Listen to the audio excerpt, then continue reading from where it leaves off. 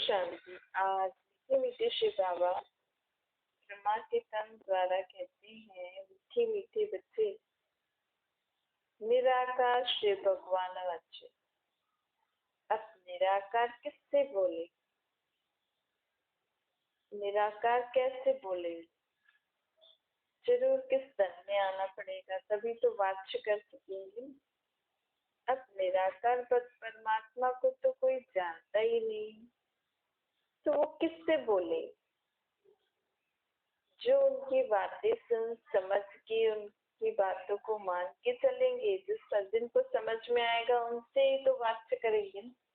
जिनको समझ में ही नहीं आएगा तो उनसे बाबा बात भी कैसे कर सकते हैं? बाबा कहते हैं, यह पापात्माओं ने ही मुझे पुकारा। अब इन्हीं पापात्माओं को मुझे ज्ञान सुनाकर पावन बना, अपने जैसा बना। जो जैसा होता है वो अपने जैसे ही तो बनाते हैं। ऐसे थोड़ी बाबा हमारे से साथ बात करते हैं, हम बाबा को बोलते हैं बाबा ऐसे ऐसे होते हैं, तो बाबा वैसे थोड़ी बन जाते हैं हमारे। हमें सुधार के अपने जैसा बनाता है। बाबा तो है ही सुखदाई, सुखदाता। तो बाबा हमें भी अपने जैसा बनाते हैं कि हम सुखदाता बने, हम औरों को सुख दें।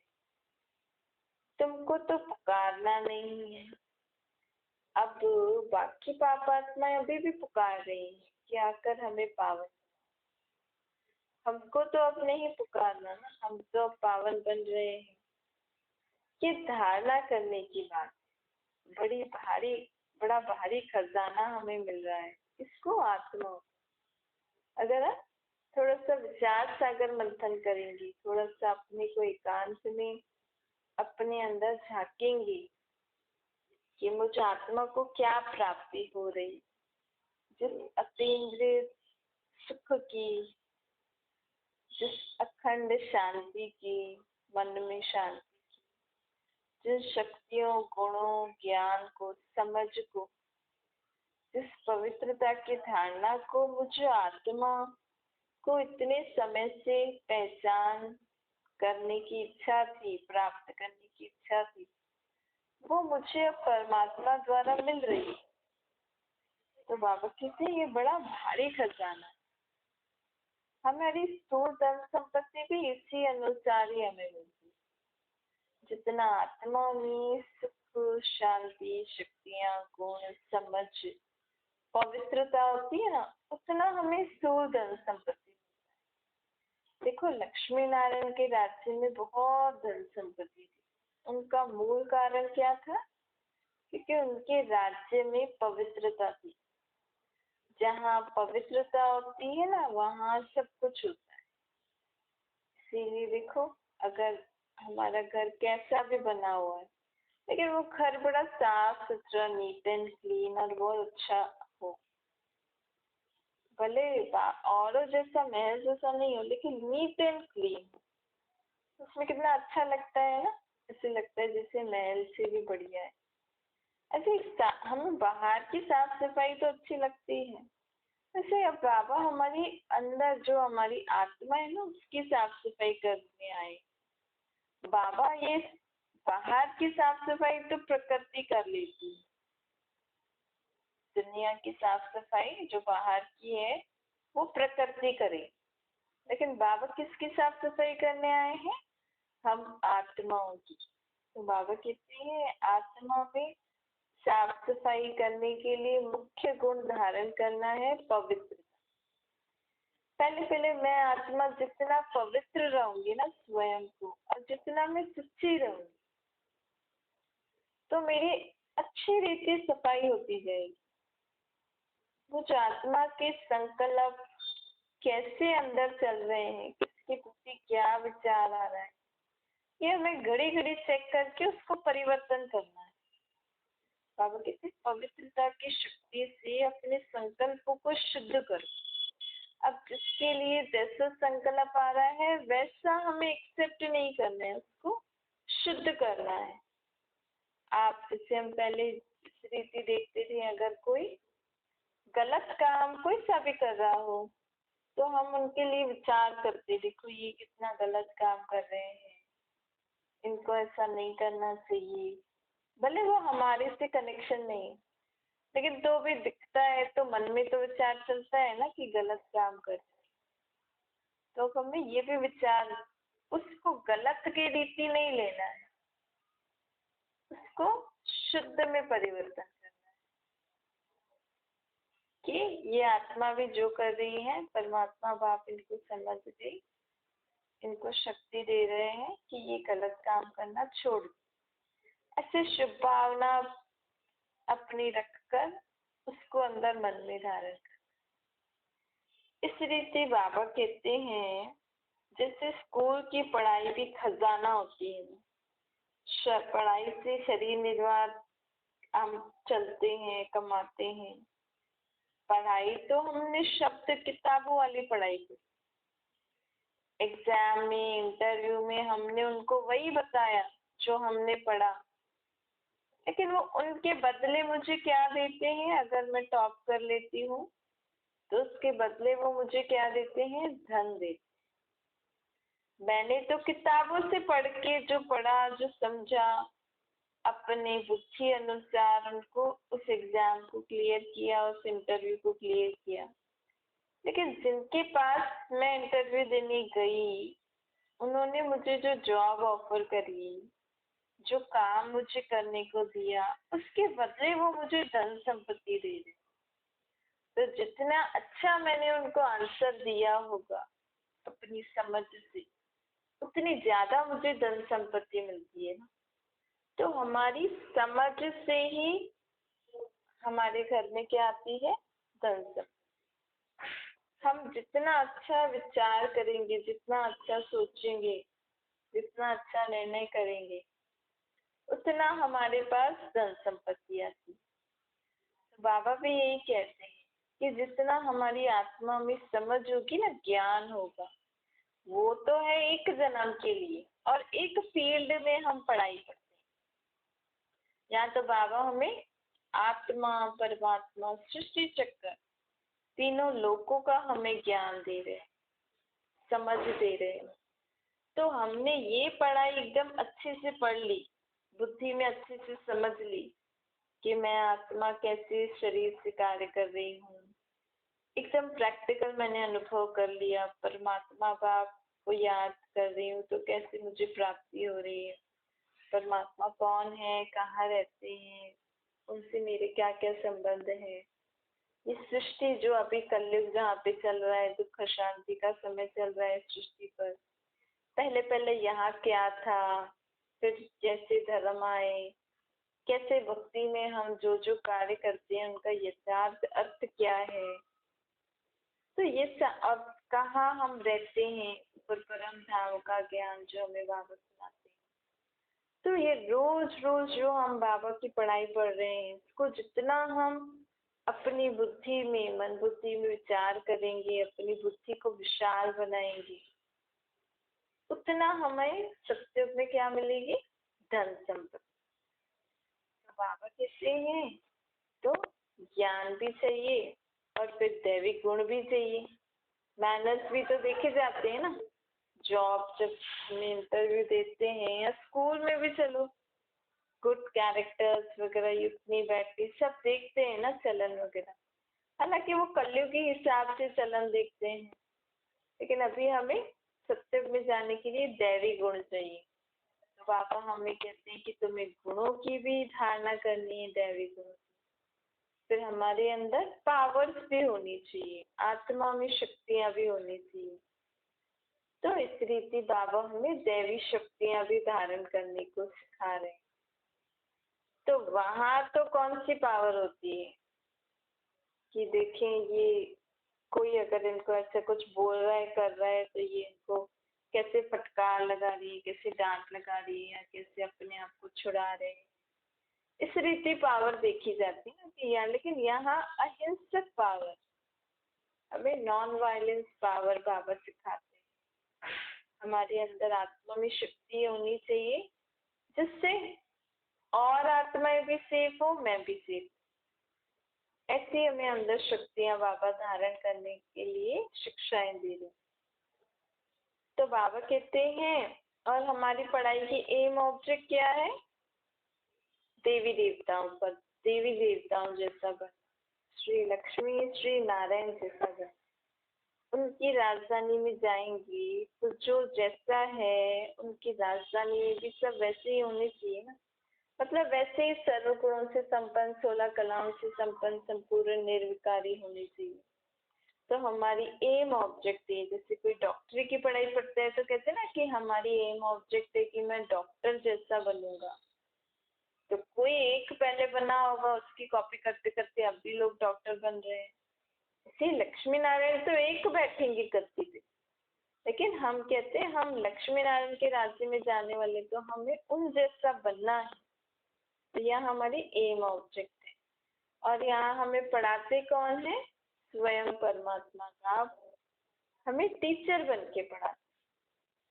तो बाबा कहते हैं इतनी ऊंची पढ़ाई, इतनी ऊंची प्राप्ति, तो चेक करो सारा दिन हमें ये नशा रहता है, स्मृति रहती है कि मैं अभी स्टूडेंट हूँ। किसकी स्टूडेंट? या अभी तक समझती हो कि मैं किसी की मम्मी हूँ, पत्नी हूँ, भाई हूँ, बहन हूँ, पति हूँ, ऐसी। वो तो ठीक है, शरीर का ऑक्यूपेशन है। आत्मा अपने शरीर से माँ का पार्ट बजा रही है, बहन, भाई, पति, इनका पार्ट बजा रही है। लेकिन अब मुझे आत्मा को एक और ऑक्यूपेशन, एक और बाबा ने कार्य दिया है, क्योंकि बाबा ने अपनी पहचान दी तो बाबा के बने। तो बाप समझ, बाबा हमें वर्षा भी दे रहे हैं, तो स्टूडेंट बन के, बना के, और खुद टीचर बन के हमें पढ़ा भी रहे हैं, और सतगुरु बन के श्रीमत भी दे रहे हैं। तो ऐसे अब हमारा वो जो शारीरिक संबंध जो एक दूसरे से, वो तो है ही, उसको तो छोड़ना नहीं है, क्योंकि गृहस्थी बनाई है तो उसकी पालना तो करनी पड़ेगी ना। तो बाबा कहते हैं लेकिन अब आत्मा का जो नया संबंध जुड़ा है, जो असली संबंध था, अब नहीं, भूल गए थे। देखो, मैं आत्मा अपने असली संबंधी को भूल गई थी, इसीलिए दुखी हो रही थी ना इतने समय से। अब मुझे असली संबंधी परमात्मा बाप की, अपने असली टीचर परमात्मा टीचर की, अपने असली सतगुरु परमात्मा सतगुरु की पहचान मिली है, तो मेरा जीवन सुख शांति वाला हो गया। तो मुझे अंदर ये भी याद रखना है, भला हम बाहर किसी को बताएं नहीं बताएं, वो तो आप सिचुएशन हिसाब से और उन आत्माओं का वायुमंडल देख के बताओ, लेकिन फिर भी हमें अंदर सदा इस स्मृति में रहेंगे ना। तो जैसे संकल्प होते हैं ना, हम जैसा सोचते वैसे हमारे मुख में वाणी और कर्म वैसे हो जाते। तो जैसे जैसे मैं अंदर बाबा की बातें, बाबा के बारे में सोचती जाऊंगी, शिक्षाओं के बारे में सोचूंगी, तो वैसे ही मेरे कर्म और वाणी भी होती जाएगी। तो देखो, आपके कर्म और वाणी में बहुत फर्क आता है। हम सोचते हैं मैं मुख को कंट्रोल करूं, काम ठीक से करूं, लेकिन बाबा कहते हैं पहले अंदर अपनी सोच को ठीक रखो। तो हमें पहरा कहाँ देना है? मन में। मन में हमें पहरा देना है। मन के लिए हमें पहरा देना है कि मेरे मन में क्या क्या विचार चल रहे हैं। मेरे मन में जो बाबा ने बातें बताई है, या शुद्ध बातें, अच्छी बातों का विचार चल रहा है। आज कोई बच्चा या कोई लोग कुछ खाते नहीं है, तो हम क्या सोचते हैं? ये तो खाता ही नहीं है। वो चीज देखेंगे, अरे ये तो ये नहीं खाता है, छोड़ दो, ये तो खाता ही नहीं, ये तो खाता ही नहीं, ऐसे बोलते रहते हैं ना। आज से शुरू कर दो कि नहीं, ये आत्मा ये खाती है, ये खाती है, ये खाती है। फिर भले वो खाए नहीं खाए, लेकिन हमें पॉजिटिव सोचना है कि नहीं, ये खाती है, ये खाएगी, ये खाती है, खाएगी। ऐसे ऐसे करके अपने शुद्ध संकल्पों से आप ऐसा वायुमंडल बनाओ, ऐसी अपनी सोच बनाओ कि उस आत्मा का वो न खाने वाला संस्कार परिवर्तन हो जाए। लेकिन इसमें थोड़ी धैर्यता रखनी है। तो बाबा कहते हैं आप ऐसा नेगेटिव, हमें इतनी छोटी सी बात में भी नेगेटिव नहीं सोचना है कि फलाना ये चीज नहीं खाता है, यहाँ नहीं जाता है, उसको ये चीज पसंद नहीं है। अगर अच्छी नहीं है, पसंद नहीं है तो अच्छी बात है, लेकिन अगर खाने योग्य चीजें हैं लेकिन नहीं खाते तो हमें ऐसे ठप्पा नहीं लगाना है, क्योंकि हम बार बार ऐसे बोलते हैं ना कि ये नहीं खाते, ये नहीं खाते, तो एक तरीके से हम उनके संस्कारों को और गहरा करते जाते हैं। जैसे किसी पॉइंट पे हम बार बार पेंसिल करें तो वो गहरा पॉइंट हो जाता है ना, ऐसे हम दूसरों का, ये किसी का ना खाने का, किसी का कोई भी ऐसा छोटा सा संस्कार ही बड़ा तो है, बड़े पे तो हमें पॉजिटिव रखना ही है।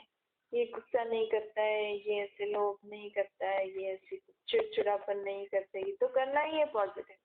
लेकिन बाबा कहते हैं छोटी छोटी बातों पर भी हमें ध्यान देना चाहिए। तो देखो, आपकी शुभ भावना से आज नहीं तो कल वो आत्मा उसको खाएगी और उसका कोई भी ऐसा संस्कार स्वभाव होगा ना, वो परिवर्तन हो जाएगा। सिर्फ हमारी शुभ भावना होनी चाहिए। हम कहते हैं मैंने तो सोचा, वो तो कर ही नहीं रहा है, परंतु आपने उसको बहुत समय से उसको उसके संस्कारों को गहरा कर दिया है ना, नहीं खाने का, बार बार ऐसे बोल के नहीं खाता है, नहीं खाता है, तो वो गहरा हो गया। तब तक वो मिटे तो सही, परमात्मा को याद करके आप तो भूल रहे हो, तब तक वो शक्ति उसका पिछला संस्कार मिटाए तो सही। तो इसी रीति हमें इन टोटल बाबा कहते हैं अपने आप को पॉजिटिव बनाना। बाबा कहते हैं अब सच्चा सच्चा सत्संग यह एक है, बाकी दुनिया में जो भी संग है वो है झूठे संग। झूठे क्यों है? क्योंकि आत्मा देखो अभी है, अभी भी आपके साथ नहीं है, कभी उनका मूड चेंज हो जाता है, जरूरी नहीं शरीर छोड़े, ऐसा नहीं कि शरीर छोड़ने से ही हम किसी के साथ नहीं रहते। घर में भी तो आए दिन होता है ना, एक आत्मा को जरूरी थोड़ी उसने आपके घर में जन्म लिया या आपका पति बना है या बेटा बना है या बेटी बनी है तो उसका सिर्फ आपसे ही हिसाब किताब है। जैसे जैसे बड़ा होता है उस आत्माओं का कनेक्शन औरों से जुड़ता जाता है, तो कभी वो आत्माएं उनके संग में रहती हैं, कभी किसी के, कभी किसी के, कभी किसी के। तो हर संग, हर समय भले वो शारीरिक रूप में आपके साथ है, आपके घर में आपका बेटा, बच्चे आदि हैं, पति आदि हैं, लेकिन मन से तो सदा आपके साथ नहीं है ना। मन में तो उनके कुछ न कुछ विचार चलते हैं, कभी धंधे का, कभी किसका, कभी किसका। तो अंदर आत्मा को तो सदा उनका साथ नहीं मिल रहा है ना। तो इसी रीति बाबा कहते हैं कि वो संग जो है कभी नहीं है, और कभी कैसे बदल भी जाते हैं। कभी कभी किसी की सोच, जैसे हम कहते हैं ना, इसको इसने ये कहा तब से ये मेरे से ऐसे रूठ गया है, मेरे से ढंग से बात नहीं करता है या मेरे को ढंग से रिस्पॉन्स नहीं देता, तो झूठा संग ही हुआ ना। तो बाबा कहते हैं कि इसीलिए सब झूठे संग हैं, एक सच्चा संग।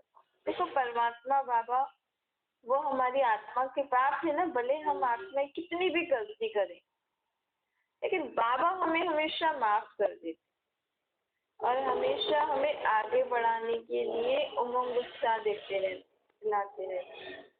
हमें बाबा कहते हैं जो सेकंड बीता आपसे कुछ गलती भी हुई मुझे बताकर आप भी भूल जाओ और फिर नई तरीके से अपना दूसरा सेकंड शुरू करो। इस रीति बाबा हमारे साथ सदा रहते हैं और हम भी बाबा के साथ सदा रह सकें। बाकी लोगों की, बाकी आत्माओं के साथ हमने कुछ गलती कर दी तो थोड़ा समय तो वो आत्माएं भी नाराज हो जाती हैं, कई बार हमसे मुंह भी मोड़ लेती हैं, हमसे संबंध निभाना छोड़ देती हैं। तो ये तो झूठा संग हुआ ना, सच्चा संग थोड़ी हुआ। सच्चा संग तो ये होता है चाहे मारो चाहे पीटो, मैं तो सदा ही आपके साथ रहूंगी। तो बाबा भी कहते हैं एक सच्चा संग अब तुम्हें मिला है, तुम जानते हो ये सच्चा संग हमें एक ही बार पूरे 5000 साल में बाबा का ये सच्चा संग हमें एक ही बार मिलता है। और किसी युग में हम कभी भी परमात्मा से ऐसे नहीं मिलेंगे जैसे हम अभी मिल रहे हैं। जैसी आत्मा को अभी प्राप्ति हो रही है वैसी और किसी युग में आत्मा को ऐसी प्राप्ति नहीं होगी। सत्य त्रेता में तो हम प्रयत्न ही नहीं करते क्योंकि वहां तो हम सर्व प्राप्तियों से संपन्न होते हैं। लेकिन द्वापर युग से मैं आत्मा भक्ति करते करते अब कलयुग अंत तक आ पहुंचे हैं। अब जाके मुझे परमात्मा से वो सच्ची प्राप्ति हो रही है और वो भी सिर्फ थोड़े समय के लिए। थोड़े से समय में मुझे आत्मा को अपने देह के संबंध पदार्थ आदि सब कुछ भूल के परमात्मा को निराकार रूप में याद करके सर्व प्राप्तियों से संपन्न बनना है। क्योंकि बाबा कहते हैं अगर तो मुझे एक सेकंड भी सच्चे मन से उस रूप से याद करोगे मैं आत्मा निराकार मेरा निराकार बात है तो आपको बहुत ज्यादा प्राप्ति हो जाती है। परमात्मा में इतनी यथाशक्ति है। सोचो हम सारा दिन अगर बाबा के साथ रहेंगे तो कितनी जल्दी आत्मा प्राप्ति स्वरूप बन सकती है। तो बाबा कहते हैं आप सब कुछ मुझे मन से दे दो। आपकी जो जिम्मेवारियां है ना वो सब कुछ मुझे दे दो और मेरे को याद करके अब प्राप्ति स्वरूप बनो। जो तुम चाहते थे वो मैं तुम्हें देने आया हूँ। जबकि पुकारते हैं हे पतित पावन आओ। अब वह पुकारते हैं। अभी तक कई लोग पुकार ही रहे हैं ना।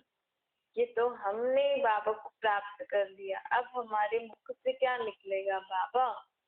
कोई भी बात आएगी तो बाबा को याद करके बाबा का निराकार रूप या ब्रह्मा बाबा में हमें बाबा याद आएगा। अब हम समझ से बाबा कहेंगे हे भगवान तो हमारे मुख से। अब भगवान तो हमारा बाप है ना तो बाप ही निकलेगा। भगवान थोड़ी बोलेंगे। भगवान से तो दूरी हो जाती है। भगवान समझने से फिर भगत और भगवान का संबंध हो जाता है। तो बाबा कहते हैं अब तुम्हारा ये पुकारना बंद हुआ। हे भगवान हे ईश्वर रहम कर हमारी मदद कर। ये सारी बातें ये सब पुकारना मांगना ये तुम बच्चों का काम नहीं है।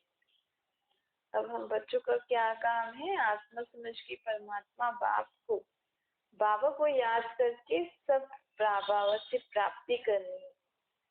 अब हम सामने बैठे हैं बाबा की। तुम बच्चे जानते हो हम पुरुषार्थ कर रहे हैं नई दुनिया की।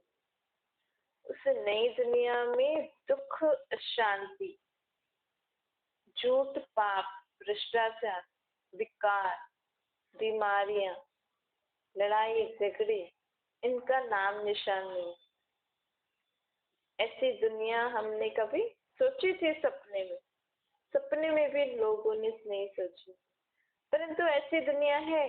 क्यों सपने में भी क्यों नहीं सोच सकते। क्योंकि शास्त्रों में लिख दिया है कृष्ण ने भी कंस से लड़ाई करी राम की भी सीता चुराई। तो लोग सोचते जब उनकी दुनिया में दुख था तो हमारे पास दुख है तो क्या बड़ी बात। अपने धर्म स्थापकों के बारे में पढ़ते हैं तो उनके धर्म स्थापकों के लिए भी यही कहानी लिखी है कि इतना दुख होगा। ये किया गुरु नानक के लिए लिखा हुआ है क्राइस्ट के लिए लिखा हुआ है। तो लोग सोचते हैं ये दुनिया में दुख तो है ही थी इसीलिए ऐसे ही जी लो इस दुख में ही ऐसे मानो जैसे तो हम खुश हैं। परंतु बाबा कहते हैं नहीं। जब दुख और सुख दो चीजें हैं तो ऐसी दुनिया थी जहाँ पे दुख का नाम निशान नहीं। वो है सत्य त्रेता की। तो बाबा कहते हैं उस दुनिया में कोई कंस आदि रावण आदि नहीं होते हैं। क्योंकि शास्त्रों में जो कहानी लिखी हुई है ना वो द्वापर युग से लिखी हुई है। सत्य त्रेता के बारे में किसी को भी नहीं पता है कि उनमें उस जगह में क्या क्या था। हालांकि थोड़ी थोड़ी सी बातें बोलते हैं कि सोने की चिड़िया थी सोने के महल थे ये सारी चीजें बोलते हैं। लेकिन पूरी यथार्थ बातें तो बाबा ही हमें आकर बताते हैं क्योंकि बाबा ही उस दुनिया का रचयिता है ना सत्य त्रेता। हालांकि बाबा तो पूरी दुनिया का पालनहार है सब धर्मों को वर्षा देने वाला है। लेकिन मुख्य धर्म की स्थापना बाबा ने आदि सनातन देवी देवता धर्म की। मुख्य उस धर्म में उस सृष्टि पर क्या क्या कैसे कैसे होगा वो बाबा परमात्मा करते हैं। बाबा कहते हैं यहाँ तक कि जो धर्म स्थापक भी जो आते हैं ना जैसे क्राइस्ट की आत्मा जिस शरीर में आई जिस उसको क्रॉस पे लटकाया ना, वो जो आत्मा, जो शरीर था ना, उस शरीर में क्राइस्ट की आत्मा ने प्रवेश किया, अपना धर्म स्थापन किया और फिर उसने दूसरा जन्म लिया। हम तो अभी तक उसी शरीर के रूप में ही क्राइस्ट को याद करते हैं ना, लेकिन जैसे गुरु नानक देव की जो आत्मा है, जो गुरु नानक का चित्र हम दिखाते हैं, वो असल में गुरु नानक का शरीर नहीं है। जैसे परमात्मा भी ब्रह्मा के तन में प्रवेश हुए हैं, ऐसे गुरु नानक की आत्मा भी उस शरीर में प्रवेश हुई थी। उसने सिर्फ 2 शब्द बोला था, जब साहिब को सुख मिले। फिर वो आत्मा ने जाकर दूसरा शरीर लिया अपना धर्म की पालना के लिए, क्योंकि कोई भी धर्म स्थापक जब ऊपर से आती है ना, कोई भी आत्मा धर्म स्थापक या कोई भी आत्मा जब ऊपर से आती है तो दुख नहीं देखती है। और हमने तो लिखा है ना उनकी पुस्तकों में कि गुरु नानक ने भी इतने दुख देखे, लेकिन उस शरीर में गुरु नानक की आत्मा आई, गुरु नानक देव जी की आत्मा, फिर उन्होंने जाके दूसरा शरीर लिया। वो उनका पहला जन्म बहुत अच्छा सुख वाला होता है, क्योंकि धर्म स्थापक करने के बाद धर्म की पालना भी तो करनी है ना। परमात्मा धर्म स्थापक करके धर्म की पालना नहीं करते हैं, लक्ष्मी नारायण करते हैं, लेकिन बाकी धर्म स्थापक अपने अपने धर्म की पालना के लिए पहले किसी और शरीर में प्रवेश करते हैं, फिर धर्म स्थापन करने के निमित्त 2 शब्द ही बोलते हैं, ज्यादा नहीं बोलते। ये इतना जो बाइबल कुरान ग्रंथ लिखे हैं, ये गुरु नानक की आत्मा ने नहीं बोला है, ये तो बाद में जिन लोगों ने वो शब्द सुने, उन्होंने उनका एकांत में मनन चिंतन करके अपने हिसाब से सब कुछ लिखा। तो बाबा कहते हैं इसी रीति हम आत्मा या फिर सच्चे बाप के संग में सच्ची सच्ची दुनिया में जाने के लिए तैयार हो, जहाँ पे सुख चैन होगा। अच्छा, मीठे मीठे से खिलते बच्चों प्रति माता पिता बाप दादा का याद प्यार और गुड मॉर्निंग। रूहानी बाप की हम सभी रूहानी बच्चों को नमस्ते। हमारी भी रूहानी माता पिता बाप दादा को याद प्यार गुड मॉर्निंग और नमस्ते। वरदान है, स्मृति का स्विच ऑन कर सेकंड में अशरीरी स्थिति का अनुभव करने वाले प्रीत बुद्धि बनो। जहाँ प्रभु प्रीत है वहाँ अशरीरी बनना एक सेकंड के खेल के समान। जैसे स्विच ऑन करते ही अंधकार समाप्त हो जाता है, ऐसे प्रीत की बुद्धि बन स्मृति का स्विच ऑन करो, तो क्या होगा? देह की दुनिया की स्मृति का स्विच ऑफ हो जाएगा। मैंने जैसे स्मृति का स्विच ऑन किया कि मैं तो आत्मा हूँ, बाबा का बच्चा, परम धाम में रहने वाला, तो वैसे ही ये स्विच ऑन हुआ और बाकी देह की दुनिया, पदार्थ, वस्तु आदि का स्विच ऑफ हो गया। जैसे तो सेकंड का खेल हो गया। मुख से बाबा कहने में भी टाइम लगता है, लेकिन स्मृति में लाने में टाइम नहीं लगता है। लेकिन ये कब होगा? जब हमें इतना अभ्यास होगा, इतनी प्रैक्टिस होगी। जब बाबा शब्द ही पुरानी दुनिया को भूलने का आत्मिक बॉम्ब है। जैसे बॉम्ब कहीं कोई फेंकता है तो एकदम सब खत्म हो जाता है ना, ऐसे ही हमने सिर्फ स्मृति में लाया, मैं आत्मा, मेरा बाप बाबा। बाबा हम खुद से बोलने में भी टाइम लगेगा, लेकिन स्मृति में लाया बाबा और ये दुनिया भूल गई। तो जैसे तो ये बाबा शब्द एक आत्मिक बॉम्ब का काम है। स्लोगन है, देहभान की मिट्टी के बोझ से परे रहो, तो क्या बन जाएंगे? डबल लाइट फरिश्ता।